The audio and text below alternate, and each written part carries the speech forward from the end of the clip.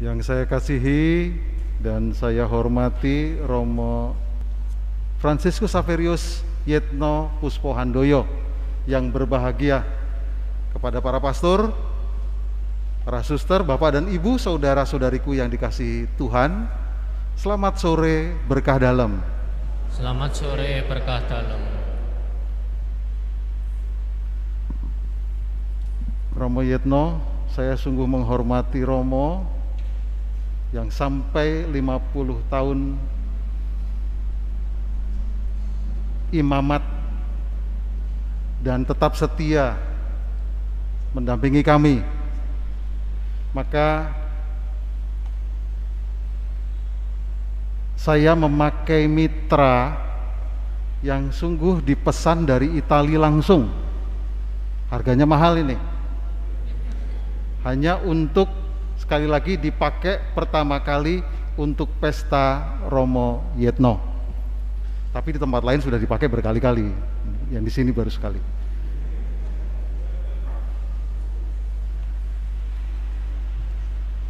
Sebagai seorang hamba yang menjadi ciri khas dari imam, siapapun itu imam, mau tarekat, ordo, kongregasi atau juga diosesan, saya kira sama, seluruhnya adalah menjadi hamba, servus servorum Dei, menjadi hamba dari hamba Allah. Maka ada ciri-ciri yang harus sebenarnya didapat seperti yang sudah dijalankan selama 50 tahun oleh Romo Yetno. Itu adalah anugerah. Saya juga sama, saya hamba. Romo-romo hamba, para umat juga semuanya hamba. Perbedaannya cuma satu. Kalau ada acara rame-rame dan meriah seperti ini dan juga perayaan-perayaan seperti ini, saya kamarnya sendiri dan kamar mandinya sendiri. Kalau yang lain-lain jadi gabung, hanya itu perbedaannya. Tapi kita semuanya hamba adalah punya ciri khas. Kebahagiaan seorang hamba adalah nomor satu, kalau ada kejujuran dalam menjalankan tugas seluruh hidupnya. Lalu yang kedua, adanya suatu pelayanan yang ikhlas seorang hamba itu. Lalu yang ketiga adalah ketaatan kepada yang di atasnya atau yang diabdinya kepada Tuhan, dan juga kesetiaan. Dan semuanya itu adalah anugerah dari Allah, tidak bisa didapat begitu saja. Tetapi dari semua anugerah ini, dari yang disebut dengan pelayanan, lalu juga kejujuran, ketaatan dan kesetiaan.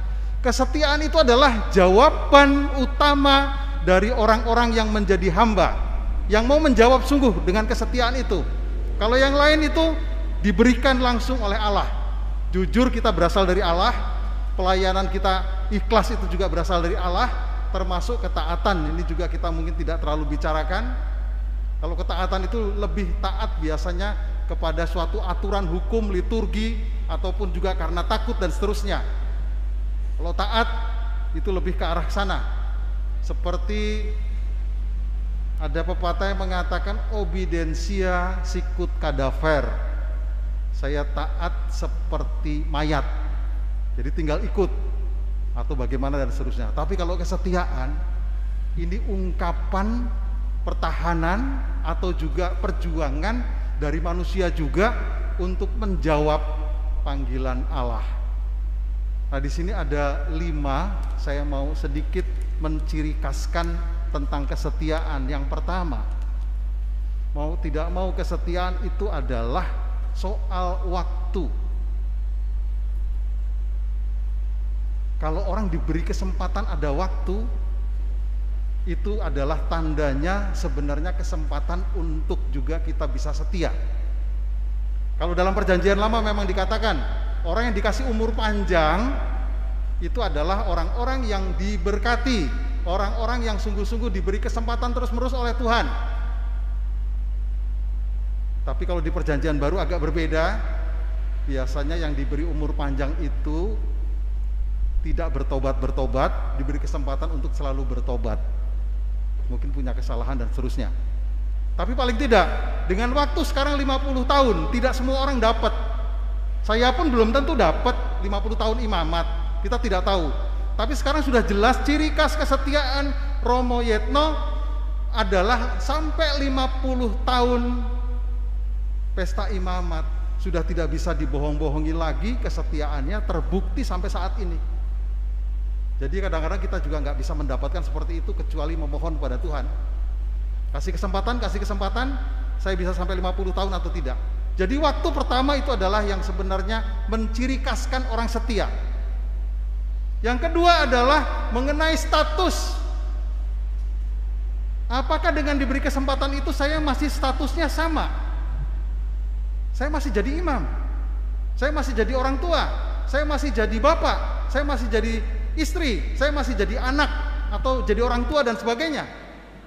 Apakah dengan kesempatan itu kita masih, nah itu tanda kesetiaan. Kalau kita masih tetap pada panggilan pertama, status itu juga tanda kesetiaan yang luar biasa. Ini kesetiaan bisa jadi terjadi pada keluarga, para bapak dan ibu, suami dan istri, atau juga kepada para imam, para suster dan sebagainya. Sampai umur sekian masih statusnya sama, saya sebagai imam. Tidak pindah-pindah. Bahkan ada yang sudah pindah terus nyesel. Karena kalau udah jadi imam sebetulnya, wong dadi imam ki enak kok ora gelem bodoh. Jadi imam tuh enak, bukan susah. Tapi banyak yang nggak mau. Padahal ini Tuhan yang betul kasih. Ada yang tidak enak langsung meninggalkan, menikah, sudah menikah, ternyata tidak dihargai sama sekali dengan keluarganya dan seterusnya. Apalagi hanya ternak teri, nganter anak, nganter istri, terus pengen pindah lagi dan seterusnya. Jadi yang kedua, kesetiaan itu adalah status, terbukti nggak masih dalam keadaan seperti itu. Yang ketiga, sebetulnya menjaga nama untuk diri sendiri, nama untuk keluarga, nama untuk konven, nama untuk kelompok, nama untuk keuskupan, nama untuk juga yang disebut adalah dari keluarga besar itu. Walaupun sekali lagi nama ini tidak selalu harum, tapi paling tidak orang menjaga nama itu.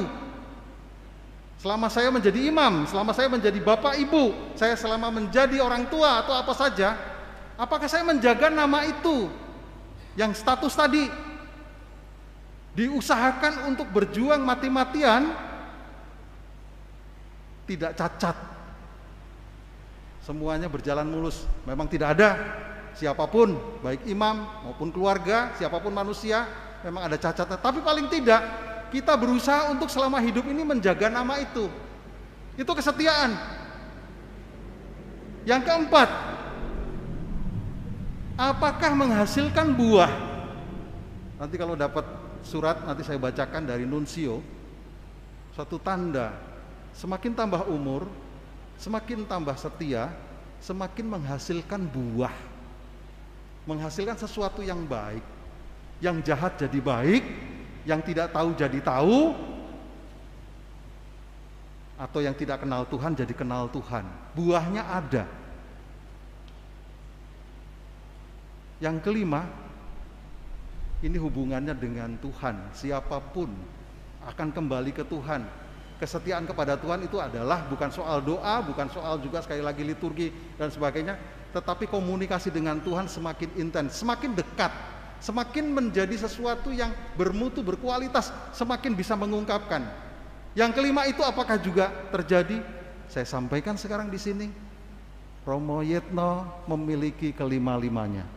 Terima kasih Romo, supaya kita juga bersama-sama ingin mengikuti teladan Romo Yetno. Amin.